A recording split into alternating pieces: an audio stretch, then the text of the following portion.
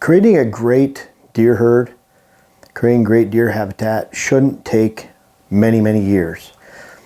If someone tells you, you look at your land and to have good success, to create a great herd, it's going to take many years, kind of discount what they're saying, because if they're not advocating or recommending improvements that can make significant changes the first year, second year, third year, and noticeable changes that first year especially, then the advice is poor.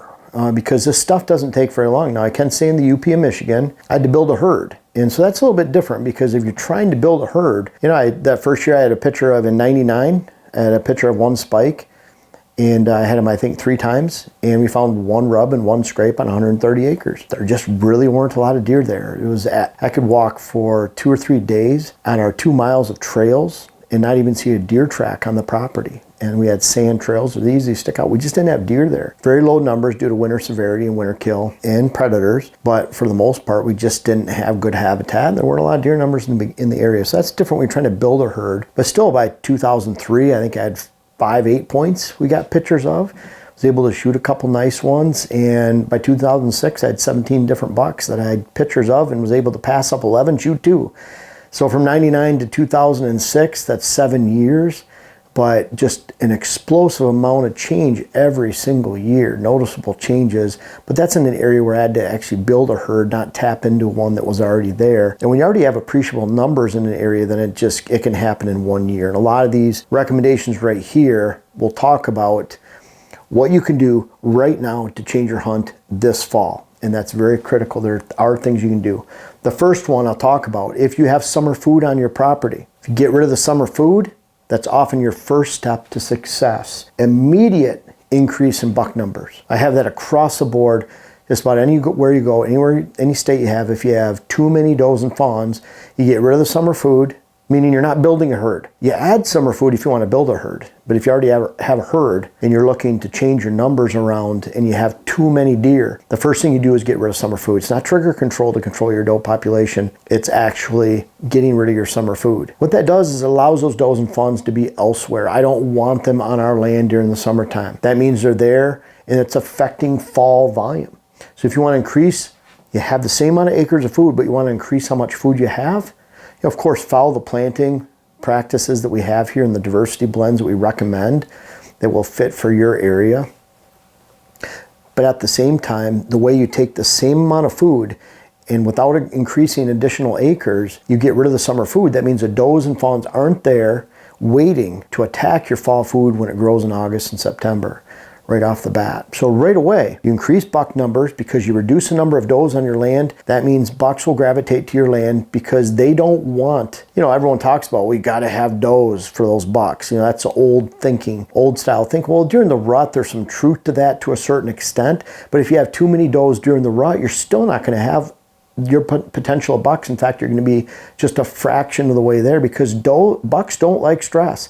Does and fawns can put up with a very high level of stress, whether it's hunting pressure or herd stress. They can put up with a lot. Bucks cannot, especially the older they become. They become like a grumpy old man, and they cannot tolerate high stress levels, especially the older they become. So if you want the oldest bucks in your area, on your land this fall, get rid of the summer food. That's the first step. You'll find a higher percentage and a higher number of mature bucks in the fall. You reduce your doe numbers, and if the does come on in October, November, December, that's okay. It's one thing for them to trickle on in September, October, as that whitetail shift takes place. It's another thing for them to already be there and for every buck in the neighborhood that's older to know about it and avoid your property largely during the daylight because it's overrun with does. Does take up space. There's a certain number of does you need to have a certain number of bucks, your optimum number of bucks in your land. Once you exceed that number of does, then the number of potential bucks goes down. That's something I've experienced over and over and over again, and it's common sense. When you just think bucks don't like stress. Get rid of summer food, you reduce doe numbers, you immediately increase buck numbers, and you increase the amount of fall food you'll have going into October, November, and December without increasing your overall acreage size. So really quick first step. That's very important. Number 2, switchgrass. What's nice about switchgrass is we have switchgrass out here right now. We're going to go look at some fields today, and Dylan will show you. There's one in particular I'm talking about where it was planted last year. That switchgrass is about 3 feet high. We mowed it once last year. It's done really well. and we expected to be 6 to 8 feet high this year in the second year. And even that offered an appreciable amount of cover going into the fall just in that first year, let alone the second year. We're showing you some second year switch today too, where we had 2 growing seasons. It is beautiful. It's about as high as a side-by-side when we drive through it. And it's all standing pretty right now in brown and golden brown. And what's really cool about that, and I think it's nature's way, God's way of protecting the critters that rely on that switchgrass, is that switchgrass, last year's growth doesn't fall down until there's an appreciable amount of this year's growth poking through. It eventually falls down, breaks, snaps, and is replaced by that young growth. But that young growth that's coming in will be a foot or 2 tall before the old stuff falls down. So there's a constant amount of cover there, and it's great for our little critters that we rely on too, the rabbits and pheasants that use that switchgrass as a home. Switchgrass is one of those, you start now, you'll be very happy you did in just 2 years. That's one thing to plant conifers, trees, shrubs, bushes that take 5, 6, 7 years, or in some cases like spruce, a lot longer to establish. I'm not saying not do those, but these are things you can do to take things happen right now and change the trajectory of your deer hunt and herd right away for this fall. Number 3, mock scrapes, water holes. Those are movement enhancers. Once you figure out where your stand locations go, pretty easy to add a mock scrape at each stand location. That's no less, no more. You just add them at your stand location. The same reason you want to put a stand there. It's not that you're putting a mock scrape and then adding a stand. It's the stand is going in this location, maybe a water hole in that location, and then you're adding the mock scrape because the stand's there. And therefore, if the stand and the mock scrape is there, then you have to make sure you have a tree for a trail camera. A tree where you can place a trail camera 6 feet high, angling down in the mock scrape. So you look at those 3 in combination, but those are movement enhancers that can take place right now. I think back when we first had the property here, one of the first things we did, we were turkey hunting.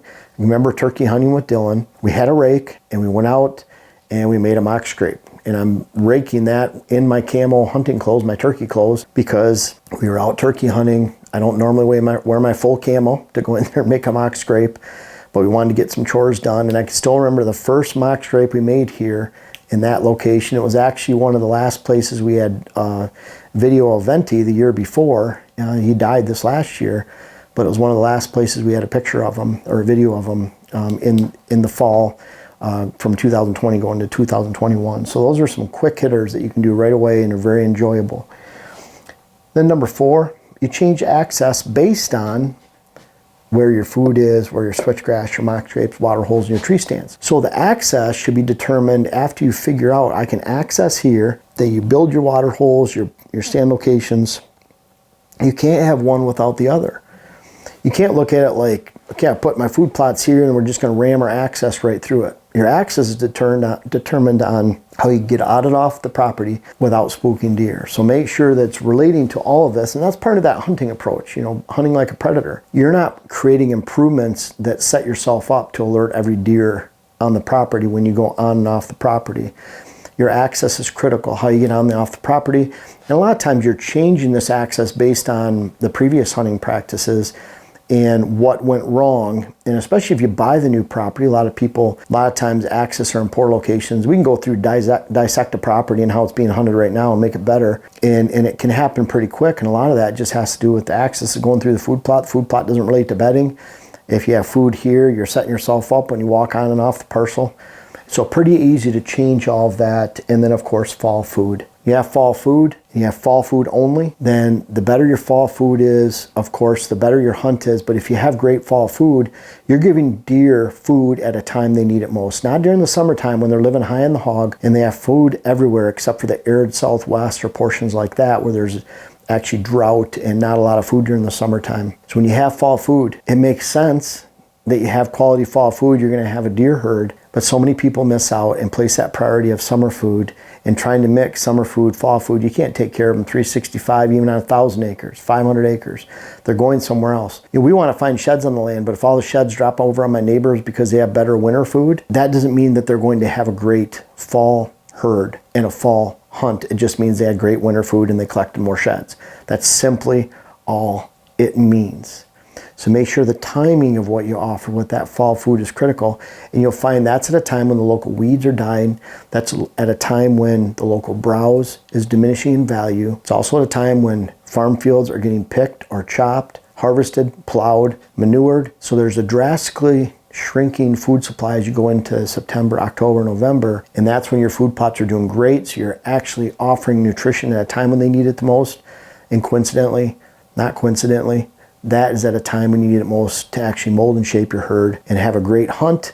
And you look at all this stuff, that's what we did our first year in Minnesota. We had a great hunt that first year.